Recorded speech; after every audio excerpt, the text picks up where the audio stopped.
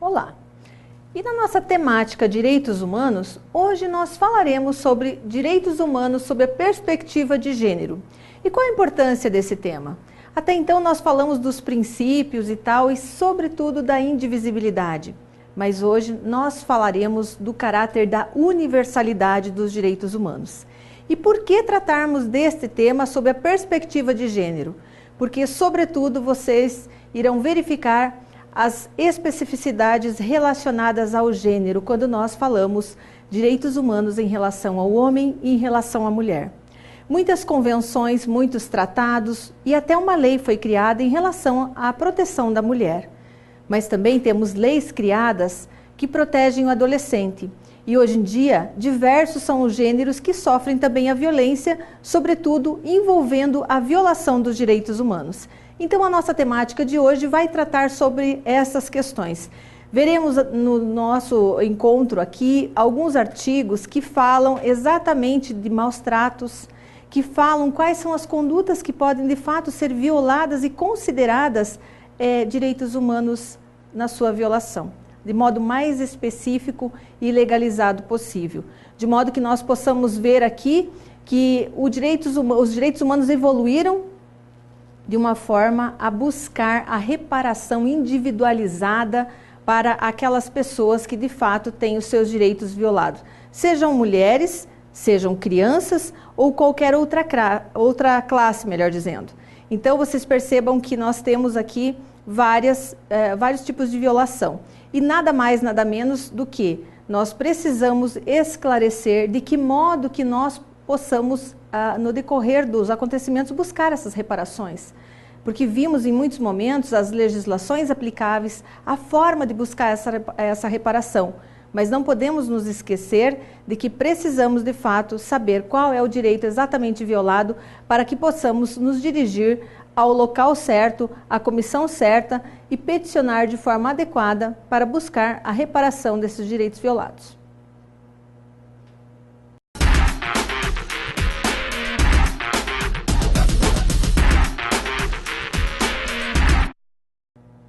Em se tratando da violência dos direitos humanos, sobretudo em relação à violência de gênero, nós sabemos que tem vários tipos de violência.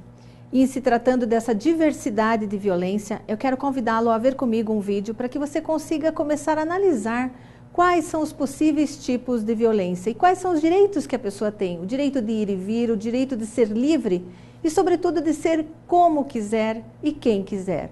Venha comigo, vamos assistir o vídeo?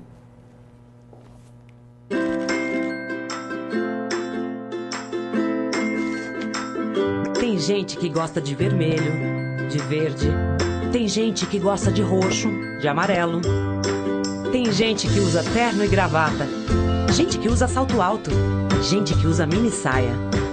Tem gente que é tímida, espalhafatosa, divertida, séria. Tem gente que prefere gato em casa. Gente que tem cachorro, papagaio, tartaruga. Tem gente alta, gente baixa, gente gorda, gente magra. Tem gente careca, cabeluda. Tem gente que trabalha em casa, em loja, gente que dá aula. Tem gente que é do jeito que quer ser. E tem gente que sabe que não se pode negar ao outro o direito de ser. Por isso, tem gente que luta pelo fim da violência contra a mulher e da violência contra a população LGBT. São pessoas em todo o Brasil que lideram debates sobre a existência de outras formas de ser e de se relacionar e atuam pela redução da violência que ainda persiste nas casas e nas ruas. Essa luta já tem conquistas, como a Lei Maria da Penha e a união civil entre pessoas do mesmo sexo. Mas ainda é preciso avançar na luta contra a violência e a discriminação. O Fundo Brasil apoia grupos de base e atua para a redução da violência, apoiando organizações de mulheres indígenas, quebradeiras de coco na Amazônia, ciganas, mulheres quilombolas, trabalhadoras rurais e organizações que promovem os direitos da população LGBT. Fundo Brasil de Direitos Humanos. Ao garantir os direitos de cada um, caminhamos para uma sociedade justa e igualitária.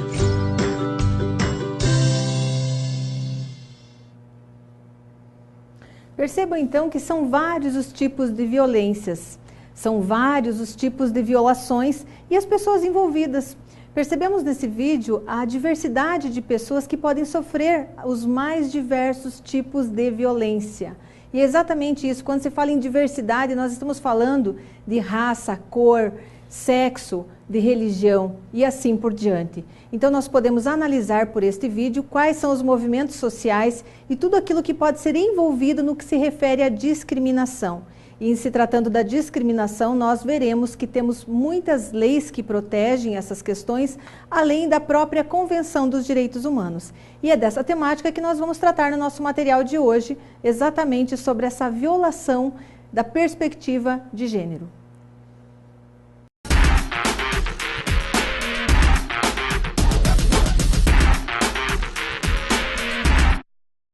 E se tratando da proteção da mulher, a proteção por quê? Porque há desigualdades. Eu convido você a vir comigo para o quadro para que nós possamos começar a analisar essas desigualdades. Vem comigo. Veja só, nós temos aqui na proteção dos direitos da mulher desigualdades de gênero, diferenças socialmente construídas. Observe aí no seu material e anote isso. Desigualdades de gênero se refere, neste ponto, a diferenças socialmente construídas. Aí nós temos também as desigualdades sociais, que nada mais, nada menos são do que uma construção cultural. Além disso, nós temos as diferenças biológicas da natureza, ou seja, as diferenças de sexo, masculino e feminino.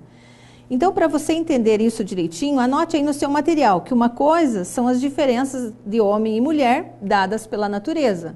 Estou falando que uma coisa são as diferenças homem e mulher dadas pela natureza.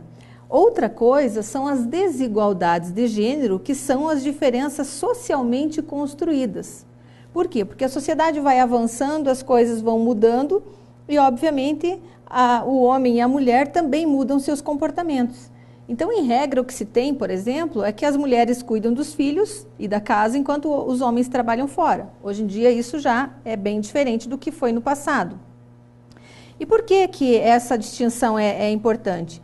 Justamente para que nós percebamos as desigualdades sociais entre o homem e a mulher, e essas desigualdades vêm das nossas ideias, de uma forma de construção da própria sociedade. Por isso é que nós chegamos à questão aí das desigualdades de gênero. E essas desigualdades de gênero é que causam as discriminações, os questionamentos, as diversidades comportamentais e muitas vezes, sobretudo, a violência. E se tratando da violência, ela é bastante acentuada nos dias atuais e o que acontece? Com isso, obviamente, foram criadas legislações, a Lei Maria da Penha é uma delas, da qual nós falaremos, e também os direitos humanos se preocuparam na sua convenção, e na Convenção Específica dos Direitos Humanos e naquela Convenção Geral, a cuidar, a tratar dessa violação de gênero. Eu convido você a ver comigo os outros slides no nosso material aqui. Vamos lá? Seguindo, nós temos aqui a Convenção da ONU, chamada CEDAW, de 18 de 12, no caso de dezembro, aqui de 1979, que foi aprovada pela Assembleia Geral da ONU. A convenção foi uma das convenções mais importantes porque é uma convenção sobre a eliminação de todas as formas de discriminação contra a mulher. Ela está em vigor desde 3 de setembro de 1981. Você pode perceber em alguns momentos, nas nossas falas anteriores, em relação aos outros temas, que o que acontece? Nós percebemos que se fala em eliminação. Por quê? Não é simplesmente vamos relativizar a violação dos direitos. Não, vamos eliminar, ou seja, em regra, nenhum ser humano deve sofrer violação aos seus direitos. Por isso, se essa violação existe, as convenções, as leis falam em eliminação desse tipo de violação. Vamos comigo para o próximo slide, então? Aqui nós temos na sequência as obrigações dos Estados-partes. Quais são essas obrigações?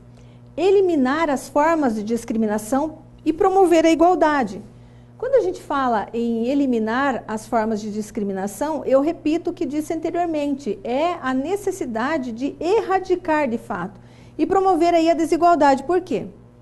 Porque quando nós falamos nos princípios básicos aplicáveis aos direitos humanos, aplicáveis aos direitos do cidadão, a igualdade de tratamento é um deles. Na verdade, é a igualdade de tratamento, ou seja, o ser humano deve ser tratado com a dignidade devida em todos os aspectos, seja na questão pessoal, profissional, na sociedade como um todo, na igualdade de direitos e de obrigações. Se ele tem direitos na sua igualdade, ele também deve ter as obrigações, observada a igualdade. Portanto, por isso é que nós falamos na questão de eliminação daquilo que atrapalha, daquilo que viola os direitos humanos. Vem comigo para o próximo slide. Aqui nós temos conceito de discriminação contra a mulher. O artigo 1º, ele fala em distinção. O que seria essa discriminação, né, contra a mulher? Distinção, exclusão ou restrição baseada no sexo e que tenha por objeto ou resultado prejudicar ou anular o reconhecimento, gozo ou exercício pela mulher, independentemente de seu estado civil. Porque, na verdade, quando se fala em discriminação contra a mulher, é mulher gênero realmente. Não importa se é solteira, viúva, separada, não importa a condição dela. O que importa é que é mulher e que está sofrendo aí esse tipo de violação. E esse tipo de violação significa exatamente toda essa distinção que nós acabamos de ver agora. Vejam só, e na sequência nós temos ali, com relação a essa convenção que eu acabei de dizer para vocês, a importância dela, nós temos que o Brasil ratificou essa convenção, tá, em 1984. E depois, em 1999, na sequência, grifem aí no seu material, que foi um ano bastante importante também, veio o chamado protocolo facultativo dessa convenção. E o que é isso? O protocolo facultativo, ele veio estabelecer as garantias de proteção. Então, grifem no seu material e faça essa anotação. Qual que foi a função desse protocolo? Foi estabelecer novas garantias de proteção. Por quê? Tem uma autora chamada Alice Libardoni, que está no material de vocês, que vai ser postado, que ela fala o seguinte, se a convenção é um remédio para auxiliar a eliminar a discriminação contra a mulher, seu protocolo facultativo é a bula que ensina como usar esse remédio. Então, é importante chamar atenção para você no quê? No sentido de que o Brasil ratificou essa convenção. E se o Brasil ratificou, o Brasil confirmou a sua participação, ou seja, o Brasil está dizendo, eu estou de acordo com que essa convenção de fato entre em vigor e que ela tenha aplicabilidade, ou seja, que de fato se ocorrer algum tipo de violação, as mulheres sejam protegidas por essa convenção. E estou falando das mulheres porque se trata de violência de gênero, não que o homem não deva ser protegido, deve sim ser protegido, mas nós temos aí a Convenção dos Direitos Humanos, onde trata dessa proteção geral, onde se inclui o homem também. Então, atenção para esse protocolo, que esse protocolo é que ensina como agir e como realmente colocar em vigor esta convenção. Tudo bem? Vamos para frente, então?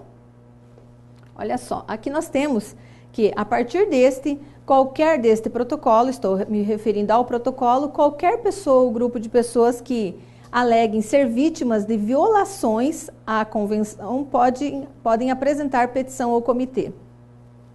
Vocês se recordam que eu disse numa outra oportunidade, eu disse a vocês e nós em conjunto refletimos e tratamos da questão de peticionamento ao comitê.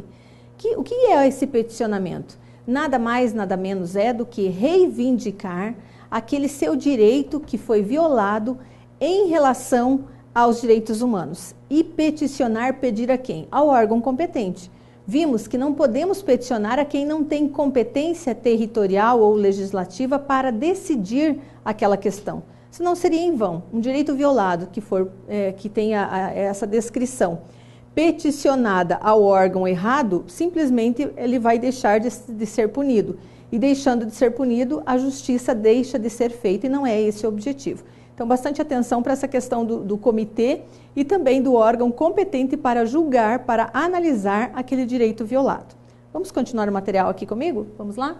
Vejam só. Aqui nós temos, em relação a esse protocolo, as garantias de proteção.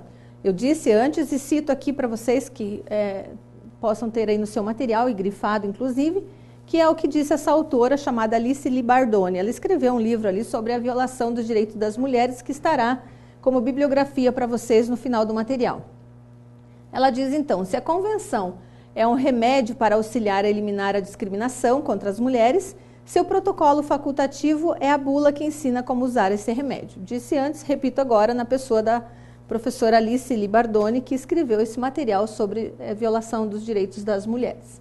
Avançando aqui, nós temos a Declaração de Viena, de 1993. A primeira grande conferência mundial de direitos humanos pós-Guerra Fria. Asseverou-se novamente a igualdade entre homens e mulheres. Vocês podem perceber, quando falamos aqui de direitos humanos e falamos dos princípios, podemos dizer que não, de forma nenhuma, podemos deixar de lado a questão da igualdade. Por quê? Não nos esqueçamos que ser humano é o todo. Ele tem a sua especificidade quando se trata da mulher, da criança. E eu disse e repito mais uma vez, o homem não está de fora dessa declaração, dessa proteção. Ele não está contemplado diretamente, mas ele está contemplado em outra legislação. E qualquer outro tipo de violação, ele deve ser computado, ou seja, digamos que haja uma agressão contra o homem, ele vai ser passível de punição pelo próprio Código Penal e violação, se for o caso, dos direitos humanos. Há quem diga que já querem criar a Lei Mário da Penha para se contrapor à Lei Maria da Penha, mas isso é uma outra situação aí que se discute e se pleiteia também o direito do homem em se tratando da violação. Mas, por enquanto, ainda não tem, de fato, uma lei específica em relação a gênero masculino, mas tem a Declaração Universal dos Direitos Humanos, que é bem mais abrangente. Vamos continuar no material, então? Vamos lá? Aqui. Direitos sexuais e reprodutivos. Ah, mas isso também faz parte exatamente dessa violação sob a perspectiva de gênero. Por quê? Porque muitas vezes existem casos em que o próprio Estado ele quer coibir o direito reprodutivo de pessoas ou interferir em determinadas decisões. Então, em 1994, na Conferência do Cairo sobre População e Desenvolvimento, os Estados reconheceram os direitos sexuais e reprodutivos como direitos humanos. Olha que interessante, vejam só, pensem nisso e anotem essa situação aí. Nessa época foram reconhecidos esses direitos sexuais e reprodutivos exatamente como direitos humanos. Por quê? Porque, na verdade, nessa época, eles afirmaram que meninas e mulheres têm direito a decidir sobre a maternidade. Passando, nesse caso, o aborto, naquela época, que é uma época relativamente recente, 1994, o aborto passou a ser compreendido como uma questão de saúde pública. Vocês sabem, e se não sabem, digo agora, que no nosso Código Penal brasileiro é punido o aborto. Ele é punido, salvo no caso de salvar a vida da gestante. Há situações em que entre morrer a criança e a mãe, então é possível o aborto. Já está previsto isso no Código Penal como, na verdade, uma excludente, ou seja, para salvar a vida da gestante permite-se o aborto. Em regra, no Brasil não é permitido, como todos sabem. Então, tem algo interessante para vocês anotarem, se preferirem, no material aí, a respeito dos direitos os direitos reprodutivos, que, segundo essa convenção, eles incluiriam, eu vou falar para vocês assim, tópicos, até para quem tiver interesse em anotar, que esses direitos reprodutivos incluiriam o direito de adotar decisões relativas a essa reprodução, sem sofrer discriminação, coerção ou violência. Também o direito de decidir livremente e responsavelmente o número de filhos e o intervalo entre seus nascimentos. Aí você deve estar pensando, meu Deus, até o direito, realmente o Estado poderia intervir no direito de eu ter quantos filhos quisesse. Realmente existem estados, eu não estou falando só do Brasil, estou falando em termos mundiais, que fazem essas digamos, exigências, que em razão do crescimento da população e uma série de outras coisas. Também, um outro tópico, se você preferir anotar, o direito a ter acesso às informações e meios seguros, disponíveis e acessíveis. Numa outra situação, o direito de acesso ao mais elevado padrão de saúde reprodutiva, ou seja, quaisquer formas de a pessoa reproduzir poderiam ser utilizadas, segundo esses instrumentos internacionais citados. E também daí a questão dos direitos sexuais, né? Hoje em dia estão discutidas essas questões de direitos sexuais, de opções sexuais, E de acordo com esses instrumentos internacionais que nós estamos falando dos direitos humanos como um todo, o que compreenderiam então esses direitos sexuais? Para quem quiser anotar, um dos tópicos seria o direito a decidir livre e responsavelmente sobre sua sexualidade, ou seja, é um direito humano que toda pessoa tem de decidir sobre sua sexualidade. Um outro direito seria o direito de controle sobre o seu próprio corpo. Da mesma forma, o direito a viver livremente a sua orientação sexual sem sofrer discriminação, coação ou violência. Nesse tópico aqui, muitas coisas pegam na vida de determinadas pessoas, sobretudo conforme nós vimos no vídeo ali, o direito da pessoa escolher a sua opção. Então, existem muitas críticas, hoje em dia, muita violência de gênero em relação a isso também. Todos nós somos testemunhas de quantos problemas de violência nós tivemos, tanto no Brasil quanto no exterior. E também uma outra situação aqui desses mecanismos internacionais, o direito a receber educação sexual. Um outro tópico, o direito à privacidade, por exemplo, o direito de acesso às informações e aos meios para desfrutar do mais alto padrão de saúde sexual. E também o direito a fruir do progresso científico e a consentir livremente à experimentação com os devidos cuidados éticos recomendados. Então, eu chamo a sua atenção para essas questões. Percebam que tudo isso se origina de mecanismos de discussões internacionais a respeito da proteção dos direitos humanos. Ou seja, num pequeno espaço de tempo, você conseguiu visualizar quantos direitos eles são discutidos, quantos direitos são protegidos, e cada um tem o direito de ser o que quiser e como quiser. No entanto, não podemos deixar de lado o Estado, porque o Estado é o maior protetor da vida. A quem compete a garantia da vida do cidadão, do ser humano? Ao Estado. Então, quando começa a haver violação da vida do cidadão, compete ao Estado intervir. Então, em relação à população, há muitos casos que o Estado intervém para que os pais não tenham tantos filhos, obviamente em razão, às vezes, da condição econômica e daquelas crianças e os jovens, adolescentes, morrerem de inanição. Então, compete ao Estado também observar essas questões.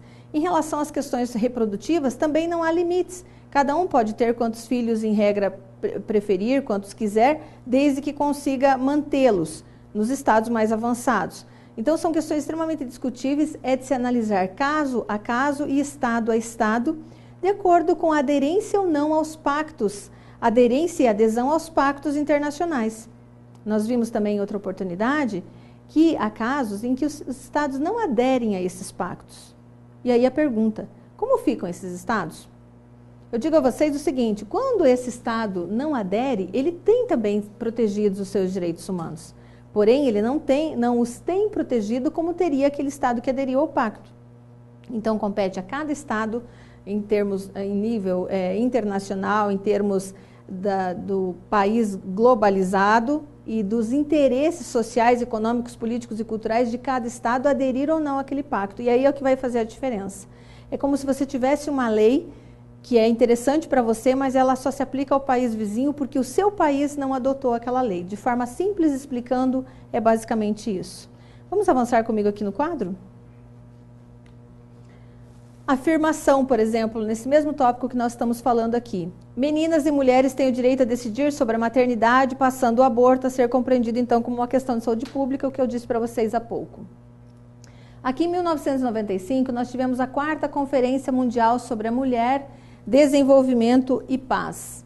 Declaração e o Plano de Ação de Beijing reafirmam os direitos sexuais e reprodutivos como os direitos humanos. Eu repito isso também, para que nós tenhamos aí no material, então realmente grifem isso, direitos sexuais e reprodutivos também são direitos humanos. E aí, nós temos a recomendação para que os estados revejam ou revejam suas legislações punitivas sobre o aborto. Já falamos sobre essa questão, no Brasil o aborto ele é considerado crime, excepcionalmente não se for para salvar a vida da gestante, porque sabemos que tem inúmeras clínicas ilegais cometendo atos ilícitos de aborto, que é considerado, obviamente, crime, uma morte, enfim, de um feto e assim por diante. E nós precisamos saber aí e ficar atentos às discussões do STJ, do STF a respeito dessas questões. Vamos avançar comigo? Vamos lá? Aqui nós temos, então, direitos reprodutivos com base nos instrumentos internacionais. Os direitos reprodutivos incluem, então, o direito de adotar decisões relativas à reprodução sem sofrer discriminação, coerção ou violência. Falamos sobre isso aqui apenas para relembrarmos que o direito de decidir livre e responsavelmente o número de filhos e intervalo entre os seus nascimentos compete a cada um, e o direito de acesso às informações e meios seguros, disponíveis e acessíveis. Também o direito de ter esse elevado padrão de saúde reprodutiva. E com base nesses instrumentos internacionais, esses direitos sexuais, então, compreendem. São aqueles que eu acabei de falar para vocês ali. Direito a decidir responsavelmente sobre a sua sexualidade, direito de ter controle sobre o seu próprio corpo. Só frisando aqui um pouquinho sobre essa questão do controle do próprio corpo, não significa a pessoa sair por aí vendendo o seu corpo ou realmente vendendo órgãos do seu corpo porque ela tem esse direito, jamais. Havendo casos assim, vocês sabem muito bem, se não, claro que sabem, né? E para aqueles que não se lembram, a gente vai recapitular isso, que a questão da dignidade humana está acima de qualquer coisa. Portanto, tráfico de órgãos é crime. Então, não é porque existem essas previsões, se tratando do âmbito internacional dos direitos humanos, que a pessoa pode livremente disponibilizar, por exemplo, dos seus órgãos para fazer dinheiro, para envolver questões monetárias, ou mesmo se envolver em tráfico de órgãos ou qualquer coisa, porque isso é punível tanto no âmbito nacional quanto internacional. Então, lembrando bem, apenas frisando, porque não é tão somente porque nós temos isso escrito que isso deve prevalecer. Vamos seguir? Vamos lá? A pessoa também tem o direito de viver livremente, né? Sua orientação sexual, ok, isso ficou tranquilo. Receber a educação sexual, muito discutido isso nas escolas hoje, de que forma que isso deve chegar à comunidade, enfim, é uma discussão aí que nós vemos cotidianamente, vemos e vivemos na sociedade, essas discussões a respeito da educação sexual, sobretudo ao jovem. A questão da privacidade, quando se fala em privacidade, não nos referimos somente à privacidade sexual, mas à privacidade como um todo, na vida e na imagem das pessoas. E o acesso às informações, né? As informações relacionadas tanto às questões envolvendo as questões sexuais, que são questões de saúde pública também, quanto as demais. E se tratando de violência doméstica e familiar contra a mulher, também temos avanços aqui, bastante avanços nessa questão, sobretudo em função das leis específicas. E aqui o direito a fruir do progresso científico e a de consentir livremente a experimentação com os devidos cuidados éticos recomendados pelos instrumentos internacionais. Nós temos aqui, 1993, a ONU adotou a Declaração sobre a Eliminação de Violência contra a Mulher, e aqui nós tratamos da especificidade dessa violência de gênero. Percebam que muitas vezes nós falamos simplesmente em universalidade e outras vezes em especificidade. Quando nós falamos em especificidade, nós estamos tratando exclusivamente da mulher, nesse caso. Sobretudo porque a violência contra a mulher, parece que muitas vezes não nos damos conta no dia a dia, mas os índices mundiais de violência contra a mulher, eles são altíssimos. A cada dia, a cada minuto, milhares de mulheres no mundo estão sofrendo violências. Sejam abusos sexuais, sejam violências realmente que atentam contra a vida de forma cruel, de modo a ceifar a vida, ou ainda assim deixando-as muitas vezes com deformidades e várias outras coisas nesse mundo. Nós estamos falando em âmbito internacional, sabe? São jovens, né? Quando a gente fala mulher, falamos em crianças, meninas, jovens, adolescentes e mulheres como um todo. Vamos seguir comigo no material? Vamos lá? Então aqui a gente tem, em 94, a Convenção Interamericana para Prevenir, Punir e Erradicar a Violência contra a Mulher, denominada Convenção do Belém do Pará. Aí você deve pensar, nossa, mas por que é denominada Convenção do Belém do Pará? Tem toda uma história essa convenção que trata justamente aí da própria Lei Maria da Penha. Vocês devem conhecer a história da Maria da Penha, se não conhecem vou relatar rapidamente.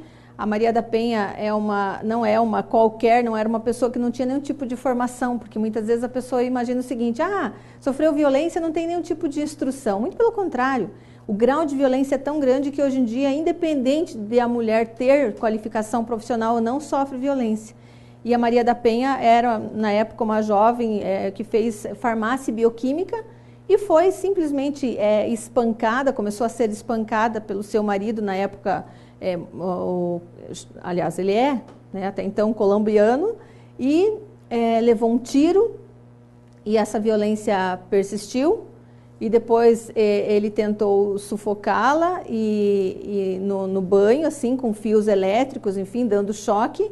E todo esse caso, claro, tem várias histórias na internet e tal, e tem livros sobre o assunto, para que você consiga visualizar melhor, você pode pesquisar depois sobre isso, mas isso culminou hoje, numa síntese, na Lei Maria da Penha. Ou seja, organismos internacionais se envolveram na questão, de modo que nós temos hoje a Lei Maria da Penha, graças à iniciativa dessa mulher, que fez com que os organismos internacionais se manifestassem, notificando o Brasil de que ele havia sido omisso e de que as respostas efetivas e eficazes não haviam sido dadas àquele caso concreto.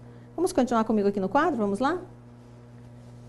Então, aqui nós temos, o Brasil foi o primeiro Estado, então, a ser acionado perante a Comissão Interamericana de Direitos Humanos por desrespeito a essa convenção, ou seja, a própria escrita da Lei Maria da Penha, né? E aqui nós tivemos Convenção e Corte Americana de Direitos Humanos. Toda vez que nós formos analisar um caso, aqui nós temos Convenção e Corte Interamericana de Direitos Humanos. Aqui nós temos dois organismos, tá? Ou seja, onde a convenção que foi violada e a Corte Interamericana, que é o órgão competente para julgar. Casos de violação de direitos fundamentais do artigo 12 da Convenção Interamericana, petições à Convenção Interamericana de Direitos Humanos contendo denúncias de violação ao artigo 7º da Convenção. Não temos tempo para ler esses artigos, mas você lendo eles durante o seu estudo poderá verificar que eles foram então violados. Aqui temos, como eu disse, Maria da Penha e outros peticionários que recorreram a essa Comissão Interamericana de Direitos Humanos, denúncia de violação pelo Estado brasileiro. E a Lei Maria da Penha é a Lei 11.340 de 2006. É uma lei nova, relativamente nova, né? E ela tem aí aplicação no Brasil todo, aliás, muito usada. É uma lei, de fato, que pegou. Não podemos dizer que não pegou esta lei, porque é, de fato, uma lei que ela trouxe ali grandes diferenças na vida das pessoas. E hoje nós podemos detectar com o número de pessoas que são presas, sobretudo de homens, daí tenho que dizer que são presos em razão de cometerem atos ilícitos contra a sua parceira, atos de violência, fazem com que a Lei Maria da Penha ela seja bastante aplicada, enfim, com várias penalidades de fato ao infrator, tais como afastamento do lar. Obviamente tem prejuízo para a família nisso, porque havendo afastamento do marido do lar, o afastamento dos filhos, tem uma série de consequências aí. E por óbvio, quando chega nesse limite de violação dos direitos humanos, sobretudo neste caso da mulher, é porque o relacionamento já não é bom, há uma desconstrução familiar nesse caso. Bom, vamos avançar comigo aqui no quadro? Vamos lá? Então, em se tratando dessa questão dos direitos humanos, também eu disse no início, e agora nós chegamos aqui, na parte que cuida da criança e do adolescente. Em 1989, nós tivemos aí a Convenção sobre os Direitos da Criança, vigente desde 1990. Abrange o quê? Os direitos civis, políticos, sociais, econômicos e culturais. E o que acontece? No Brasil, o artigo 227 da Constituição Federal, ele trata a proteção da criança e do adolescente, que foi estabelecida como prioridade absoluta. É muito interessante, no artigo 227 da Constituição Federal, se você tem a sua Constituição aí, você pode pegá-la, que você vai ver nesse artigo 227, nós temos essas questões relacionadas aí ao direito da criança e do adolescente. Vejam só, é muito interessante porque depois da Constituição Federal, nós tivemos aí a própria lei, né, o Estatuto da Criança e do Adolescente, a Lei 8.069/90, que trata dessas situações. E se você quiser acompanhar comigo, você pode ver que eu vou ler aqui para você.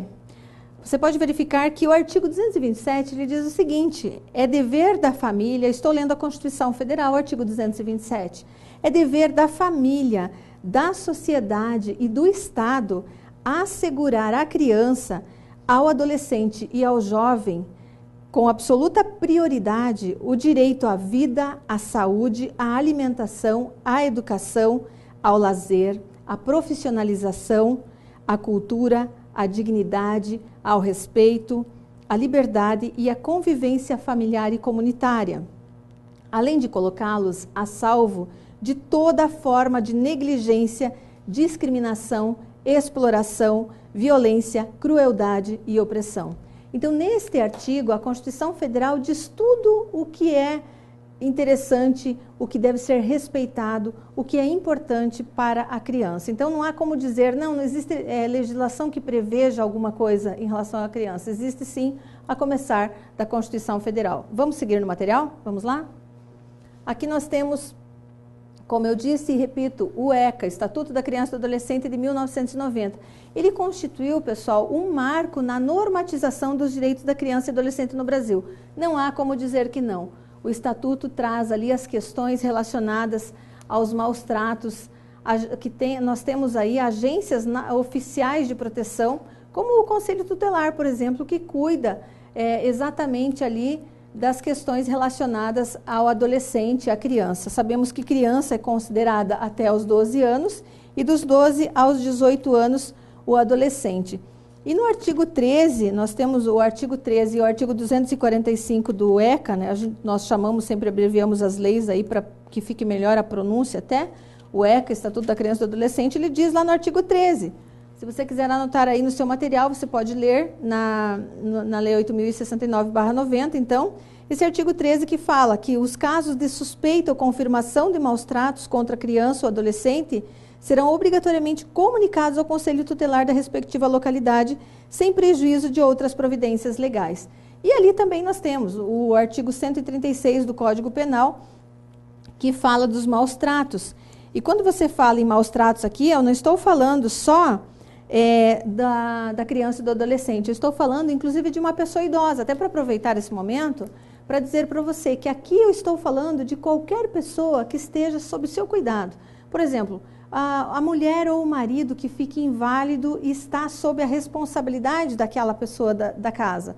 Por exemplo, o marido tem um tipo de doença, alguma coisa assim que o impossibilite de agir agora como pessoa comum. Ele acabou ficando incapaz para os atos da vida civil. Porém, essa pessoa é maltratada. Neste caso, além da violação aos direitos humanos, existe aqui a violação do artigo 136 do Código Penal. Veja o que diz o artigo 136 aqui comigo. Expor a perigo a vida ou a saúde de pessoa sob sua autoridade. Percebam que diz pessoa, não está dizendo mulher, nem homem, nem criança, está dizendo de pessoa sob sua autoridade. Guarda ou vigilância para fins de educação, ensino, tratamento ou custódia, quer privando-o de alimentação, de cuidados indispensáveis, quer sujeitando-os a trabalho excessivo ou inadequado, quer abusando-os do meio de correção ou disciplina. Detenção de 2 meses a 1 ano neste caso. Estou dizendo isso porque não raro nós nos deparamos com casos, inclusive na televisão e matérias jornalísticas, dizendo que determinadas pessoas foram pegas por câmeras ou foram, na verdade, houveram testemunhas que presenciaram que haviam praticado maus tratos contra outras pessoas. Estamos diante de um caso de violação aos direitos humanos e de maus tratos também previstos no Código Penal. Vamos comigo para o quadro? Então aqui, como disse o artigo, também na continuidade, o artigo 12 da Convenção, ele trata da questão da oitiva nos processos judiciais e administrativos. Quando nós falamos em oitiva de processos judiciais, estamos falando do processo em juízo, que obviamente vai seguir-se investigado perante o juízo e nós teremos aí uma solução deste caso. Se o Brasil não solucionar em se tratando dos direitos humanos, nós temos sempre a Corte Interamericana de Direitos Humanos, que de uma forma ou de outra irá se manifestar. E aqui veja comigo, a grife no seu material. Quando se fala em discriminação racial, o artigo 1º da Convenção, ele fala que significa toda distinção, exclusão, restrição, nós falamos sempre aqui nos verbos, no caso, ou preferência baseada em raça, cor, descendência, origem nacional ou étnica que tenha por objeto ou resultado anular ou restringir o reconhecimento, gozo ou exercício em um mesmo plano, em igualdade de condição de direitos humanos e liberdade. Voltando aqui um pouquinho, perceba aqui, quando você se depara aqui nessa questão que envolve distinção, exclusão, restrição, nós estamos falando de algo que está o quê? Está violando os direitos humanos como um todo, porque a partir do momento que restringe a pessoa a ter determinado acesso, a ter determinada preferência, ou viola o seu direito de ir e vir, consequentemente está causando grande dano àquela pessoa. Vamos comigo para frente no material aqui? Vamos lá? Nós temos aqui então, ainda tem mais uma parte que fala, só voltando um pouquinho, quando se fala que direitos humanos e liberdades fundamentais nos campos político, econômico, social, cultural ou em qualquer outro campo da vida pública. Volta e meia nós nos deparamos com essa expressão aqui da violação do campo político, econômico, social e cultural. Tudo isso para lembrar a vocês dos pactos que nós vimos dos direitos sociais, políticos e econômicos que fazem parte da sua vida em sociedade, do seu progresso como ser humano em sociedade. Na sequência aqui nós temos o artigo 5º que fala da Constituição Federal, que trata aqui do racismo. Vejam só, o artigo 5º diz o seguinte: a prática do racismo constitui crime inafiançável e imprescritível, sujeito à pena de reclusão nos termos da lei. Vejam só, crime inafiançável e imprescritível. É um assunto bastante delicado porque, quando se fala em crime de racismo, tem vários aspectos que podem ser observados. E ali você pode detectar que o artigo 140 do Código Penal, ele trata exatamente dessa parte também.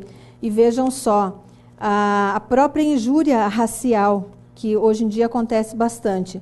Eu verifiquei aqui no artigo 140, você pode observar aí no seu material, o artigo 140, ele trata nos seus incisos 1º, 2º e demais, sobre a questão da injúria racial, precisamente no parágrafo 3º. Até interessante eu ler para você isso, para que você consiga entender exatamente quando se fala em injúria racial. Porque o que é injúria? Nós temos os crimes contra a honra.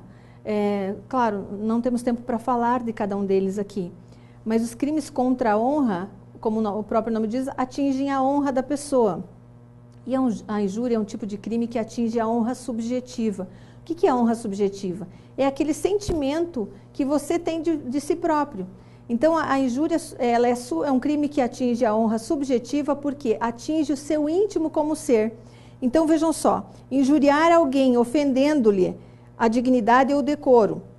Nós temos aqui, em relação, vamos para a questão aqui do que nós estamos tratando, sobre a injúria racial, o parágrafo 3º do Código Penal diz o seguinte: se a injúria consiste na utilização de elementos referentes à raça, cor, etnia, religião, origem ou condição de pessoa idosa ou portadora de deficiência, é um crime aqui cuja pena é de 1 a 3 anos de reclusão e multa. Então, isso previsto no Código Penal. Por quê? Justamente por se tratar da questão da violação dos direitos humanos. Então, a injúria racial hoje é prevista no Código Penal, aqui no seu artigo 140. Atingir a honra subjetiva, ou seja, ofender a pessoa na sua mais íntima forma de se ver como ser humano e de ser como ser humano e de sentir-se violado, sobretudo na sua dignidade. Vamos comigo para o material? Vamos lá?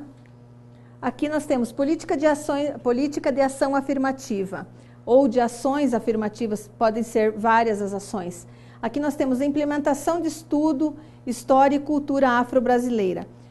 Por quê? O Brasil é um estado multiétnico e cultural. Então, é necessária a questão da política afirmativa. Neste caso, nós podemos verificar que nós temos uma lei aí, que é a Lei 10.639 de 2003, que trata dessas questões. Então, você pode perceber até então que nós tivemos várias questões aí dessas relacionadas à violação dos direitos humanos no que se refere à perspectiva de gênero. E eu quero convidar você a anotar aí no seu material que o artigo 4º da Convenção, ele trata da aplicação de medidas de ação afirmativa. Sublinhe aí essa política de ação afirmativa, no singular, melhor dizendo, neste caso, né? E anote aí o que eu vou dizer agora. A adoção pelos Estados-partes de medidas especiais de caráter temporário, eu disse e repito, a adoção pelos Estados-partes de medidas especiais de caráter temporário, destinadas a acelerar a igualdade de fato entre o homem e a mulher, não se considerará discriminação na forma definida nesta convenção, mas de nenhuma maneira implicará como consequência a manutenção de normas desiguais ou separadas. Essas medidas cessarão, então, quando os objetivos de igualdade de oportunidades e tratamentos houverem sido alcançadas. Então, nós temos essa descrição no artigo 4º da Convenção. E vejam que, a partir da elaboração do protocolo facultativo aprovado pela ONU em 1999, qualquer pessoa ou grupos de pessoas que aleguem ser vítimas de violação à Convenção podem apresentar petição ao comitê. Então, aí é importante nós dizermos que, mais uma vez, se faz necessário o entendimento de petição àqueles órgãos realmente competentes em caso de várias violações. Percebemos até então que isso num pequeno espaço de tempo, quantas violações podemos ter? E é muito importante que, havendo violação de cada um dos casos, nós sigamos aqueles passos que conversamos em outra oportunidade, para que esses fatos sejam relatados nas suas minúcias, pessoas envolvidas sejam citadas, endereços sejam fornecidos, para que tenhamos aí uma efetiva investigação e, com certeza, aí, nesse caso, uma eficaz punição da violação dos direitos humanos. Eu convido você a refletir nesse tema comigo, para que nós possamos, então, verificar qual é realmente a melhor forma de aplicarmos as leis aos direitos humanos. Quais foram os direitos violados? Lembra-se, você viu no vídeo que você pode ser quem você quiser e os seus direitos humanos devem ser respeitados acima de tudo.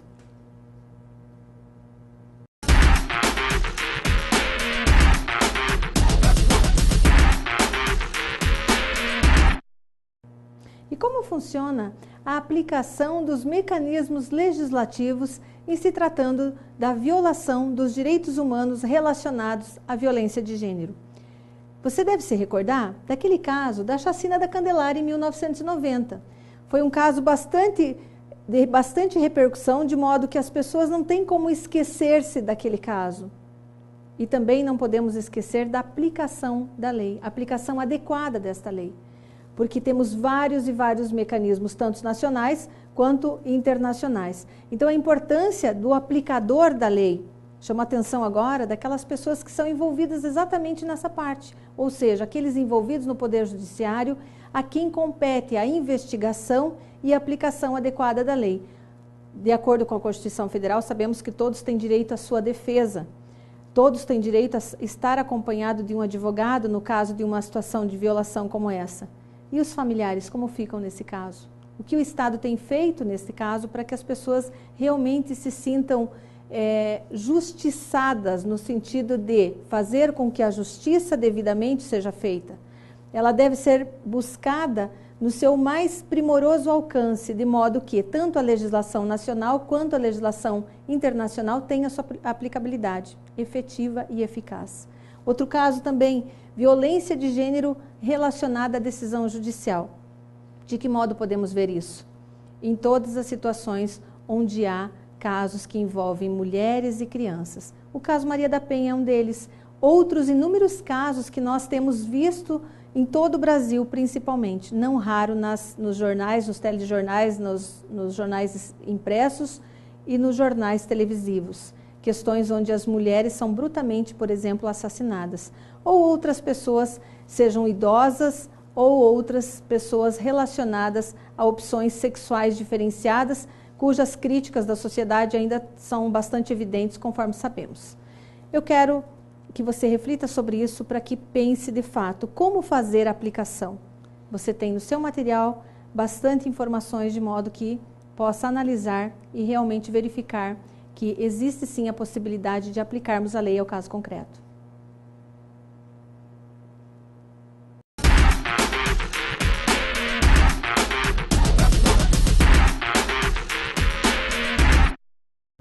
As normas aplicáveis aos direitos humanos, sobretudo no que se refere à violação do gênero, elas se aplicam tanto nacional quanto internacionalmente.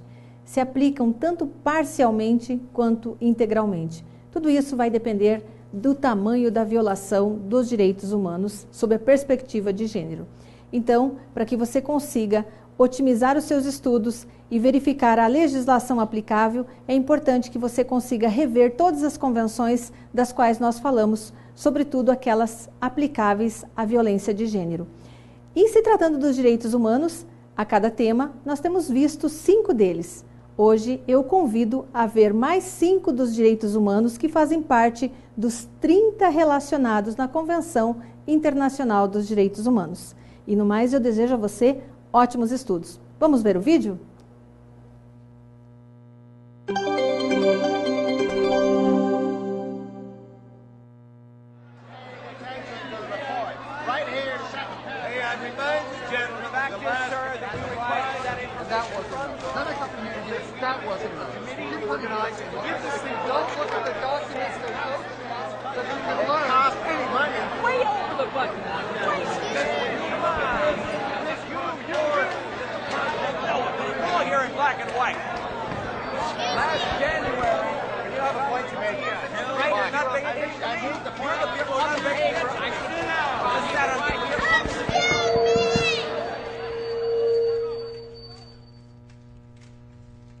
I have something to say.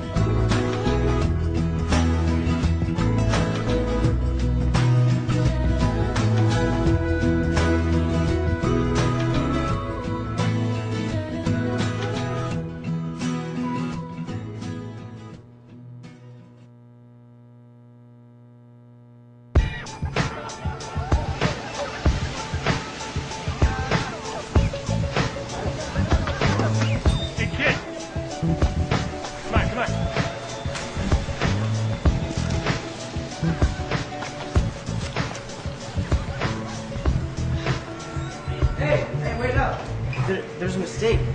I am more than this. Seems okay to me, kid. Maybe you should check your math. Hey there. Hey, boss. See what you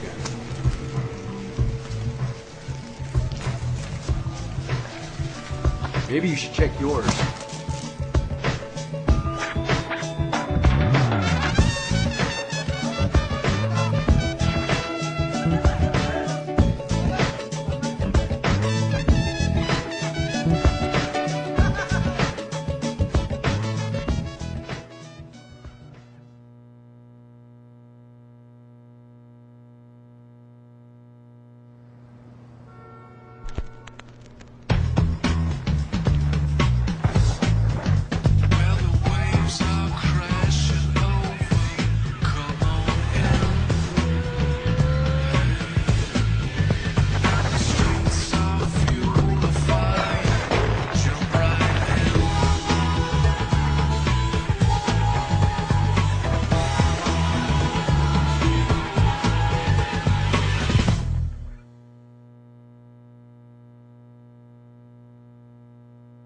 According to estimates, over 1 billion people live in appalling levels of poverty. Denied even basic standards of food, water. Nearly half of the world's population earns less than